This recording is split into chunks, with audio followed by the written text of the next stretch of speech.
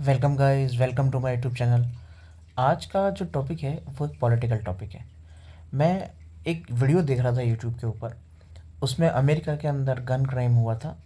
किसी स्टूडेंट ने कॉलेज या स्कूल में बंदूक से गोलियां चला दी, जिससे कई लोग घायल हो गए, उनकी मृत्यु हो गई। उसका एक वीडियो था। वो वीडियो में देख रहा था, तो उसके अंदर एक मैंने भारतीय व्यक्ति का कमेंट पढ़ा। उस भारतीय व्यक्ति ने लिखा था कि trying to put India alongside US, we had shoot out at Lokhandwala, we had shoot out at Vadara, but we don't have shoot out at college वाला, स्कूल वाला। और फिर उसने हंसने वाली इमोजी लगा रखी थी। यहाँ पे इस भारतीय व्यक्ति के कमेंट करने का और हंसी उड़ाने का उद्देश्य यह था कि वो अमेरिका के गन कल्चर का मजाक उड़ा रहा था। पर केवल अमेरिका के अंदर ऐसा फ्री गन कल्चर नहीं है। ये फ्री गन कल्चर आप देखोगे तो जो भी समृद्ध, सशक्त और प्रभावशाली लोकतंत्र है वहाँ है। उसमें स्विट्ज़रलैंड भी आता है, कनाडा भी आता है। जो भी लोकतंत्र प्राचीन है और जहाँ पर लोकतंत्र के मूल्य स्थापित हैं, वहाँ पर बंदूकें रखना बहुत ज़रूरी है। जिस तरह से वोटिंग राइट है, उस वोटिंग राइट से पहले बंदूकों का अधिकार है। और ऐसा क्यों है, इस तत्व को समझना पड़ेगा।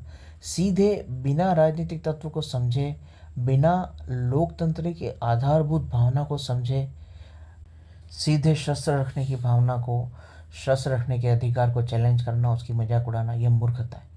आप क्या मानते हो, इतना शक्तिशाली राष्ट्र अमेरिका है तो उसने क्यों अपने नागरिकों को बंदूकें दे रखी हैं? अगर कनाडा है, वहाँ भी लोकतंत्र है। स्विट्ज़रलैंड, जहाँ पे केवल विश्व का एक ही देश है जहाँ पर वास्तविक रूप में लोकतंत्र पाया जाता है, अर्थात छोटे से छोटी बात वहाँ पर जनता के द्वारा, वोटिंग द्वारा निर्धारित की जाती है।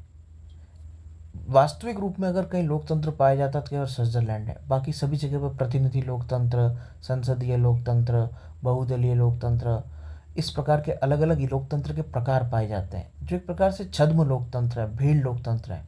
आप प्रतिनिधियों को चुनते हैं, सीधे शासन नहीं करते हैं। पर स्विट्जरलैंड एकमात्र ऐसा राष्ट्र है जहाँ पर आप प्रत्येक प्रकार के निर्णय के अंदर स्वयं सहभागी होते हैं, क्योंकि उसका क्षेत्रफल कम है, जनसंख्या कम है। तो वास्तविक लोकतंत्र जिस स्विट्जरलैंड में है, वहाँ पर बंदूकों को रखने का कानून इतना इजी क्यों है? ये एक विचारणीय प्रश्न है। और इसको समझे बिना सीधे अमेरिका के गन कल्चर की हंसी उड़ा देना, ये मूर्खता है, उससे अधिक कुछ भी नहीं है। और यही समस्या है। अधिकतर राष्ट्र जो लोकतंत्र को लेके बैठे हैं, उनको इसका एहसास ही नहीं कि लोकतंत्र की पहली शर्त है कि नागरिकों के पास बंदूकें होनी चाहिए, उसके बाद वोटिंग राइट आता है। और ऐसा इसलिए है क्योंकि एक लोकतांत्रिक व्यवस्था में दल होते हैं, राजनीतिक दल होते हैं। ये राजनीतिक दल गुटबंदी करते हैं, दलबाजी करते हैं। और ये गुटबंदी और दलबाजी जब करते हैं तो वो एक दूसरे को आघात पहुंचाते हैं, एक दूसरे को नुकसान पहुंचाते हैं, एक दूसरे पे आरोप लगाते हैं। और ये दलबाजी, ये गुटबंदी, एक दूसरे से प्रतिस्पर्धा, झूठे आरोप, मीडिया चैनलों के ऊपर नियंत्रण, खबरों को अपने अनुसार पेश करवाना, ये जो राजनीतिक दल करते हैं, इसके लिए ये पैसा लेते हैं बड़े बड़े बिजनेसमैन से अनुदान के रूप में। क्योंकि राजनीतिक दलों को किसी भी देश के अंदर, लोकतंत्र के विधान के अंदर, कोई आर्थिक प्रवृत्ति करने की छूट नहीं होती है। तो वो पैसे के लिए धनिक और संपन्न घरानों के ऊपर, बड़े बड़े बिजनेसमैन के ऊपर आधारित होते हैं।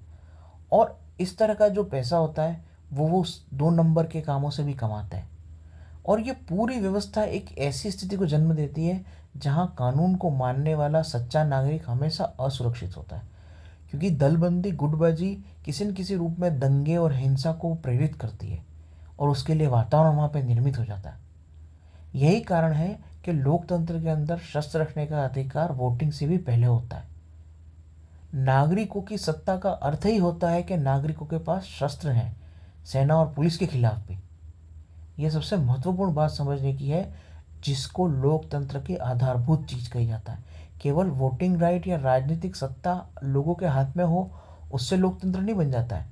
सैन्य सत्ता, शक्ति, हिंसा की शक्ति भी नियंत्रण में होती है जनता के पास। यह महत्वपूर्ण तथ्य है जिसको सभी लोकतंत्र इग्नोर करते हैं। और जो वास्तविक लोकतंत्र है, जहाँ पर लोकतंत्र वास्तव में प्रभावी है, जो राष्ट्र शक्तिशाली लोकतंत्र है, वहाँ पर इस नियम को कभी अनदेखी नहीं की जाती है। वहाँ के नागरिक सशस्त्र होते हैं। चूंकि लोकतंत्र के अंदर दलबाजी, गुटबंदी होती है, और वो दलबाजी और गुटबंदी हिंसा के लिए प्रेरित करती है, हिंसा के लिए वातावरण बनाती है, इसलिए नागरिकों का सशस्त्र होना जरूरी है। वरना दंगों में, बंद करवाने में, रैलियों में अक्सर नागरिकों की जनहानि होती रहती है। नेताओं और व्यापारियों, नेताओं और अपराधियों का गठजोड़ बनता है। ये लोकतंत्र का मूल स्वभाव है, क्योंकि दलों को आर्थिक गतिविधि करने की छूट नहीं होती। दल कभी कोई आर्थिक गतिविधि नहीं कर सकते हैं। वो आश्रित होते हैं चंदा चंदा लेने के ऊपर, अनुदान लेने के ऊपर, और इसलिए वो गुंडों से और व्यापारियों से संगठन रखते हैं। और यही कारण है कि विश्व किसी भी राष्ट्र में चले जाओ, किसी भी राजनीतिक दल का जो नीचे का कैडर होता है, उसके अंदर आपको आपराधिक प्रवृत्ति के व्यक्ति बहुत मिलेंगे। डोनेशन देने वाले जो होते हैं, उन डोनेशन देने वालों में 2 नंबरी व्यापारी बहुत सारे मिलेंगे। ये लोकतंत्र के कुछ आधारभूत दोष हैं, लोकतंत्र की आधारभूत समस्याएं। इनका समाधान एक ही है कि जनता सशस्त्र होनी चाहिए। और ये कारण है कि अमेरिका भले स्कूलों में गोलियां चलने देता है, लेकिन अपने जनता को सशस्त्र रखता है। यही कारण है कि कनाडा के अंदर या स्विट्जरलैंड के अंदर नागरिक को शस्त्र रखने का अधिकार दिया गया है। वो भारत से पहले लोकतंत्र लागू करके, चुनाव पद्धति लागू करके बैठे हुए हैं। और वो राष्ट्र मूर्ख नहीं है, उनको अनुभव है इस चीज़ का कि जनता के हाथ में बंदूक होनी पहले जरूरी है। क्योंकि जब फ्री प्रेस होगी, जब राजनीतिक दल होंगे, जब गुटबाजी की स्वतंत्रता होगी, और उन गुटों को आर्थिक रूप से निर्भर रहना पड़ेगा व्यापारियों पे, और निर्भर रहना पड़ेगा धनी लोगों पे, तो ऐसा वातावरण बनेगा जहां आम जनजीवन असुरक्षित होगा। कभी दंगों में, कभी हिंसा में, कभी अलगाव में मारा जाएगा, कभी गुटबाजी में मारा जाएगा। इसलिए लोकतंत्र के लिए हथियार वोट से भी पहले है। लेकिन हमारे लोग जहाँ पर भी हथियार की बात होती है, या तो उसकी मजाक उड़ाते हैं या उसको गलत ठहरा देते हैं।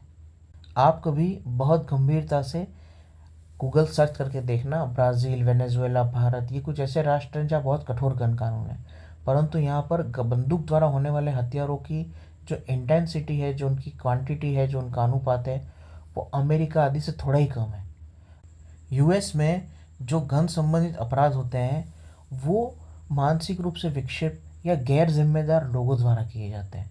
वहाँ पे आतंकवादी हमला, अलगाववादियों द्वारा हमला, किसी संगठित अपराध समूह, अपराध गिरोह द्वारा हमला नहीं होता है।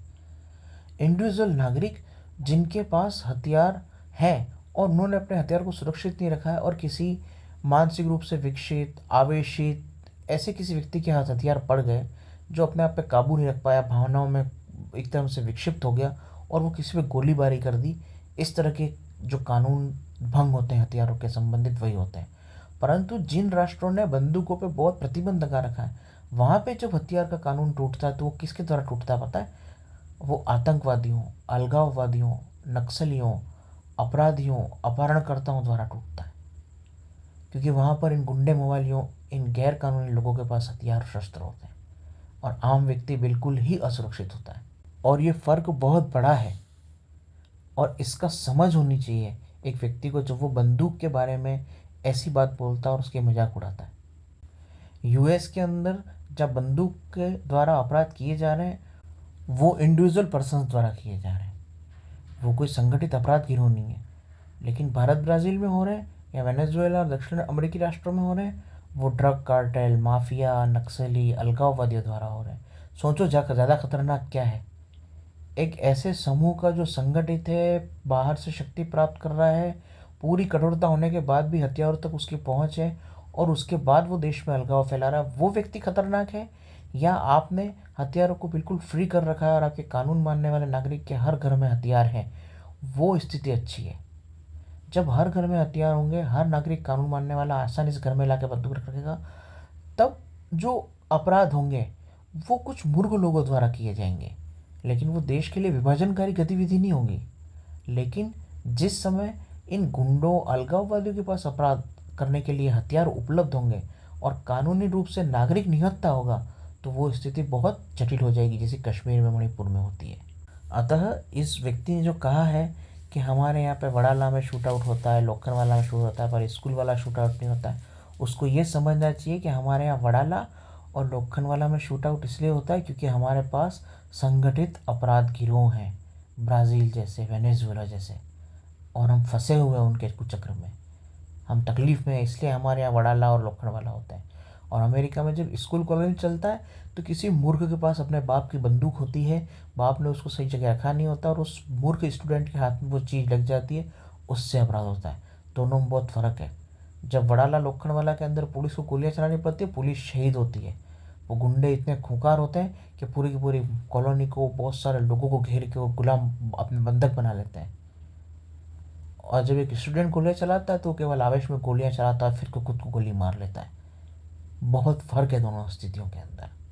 और बुद्धिमान नागरिकों को भारत के अंदर अमेरिका की तरह ही फ्री गन पॉलिसी के लिए सरकार को कहना चाहिए और मांग करनी चाहिए, ताकि भारत के अंदर भी वास्तविक लोकतंत्र स्थापित हो सके और जनता के हाथ में शक्ति हो, वास्तविक रूप से शक्ति हो।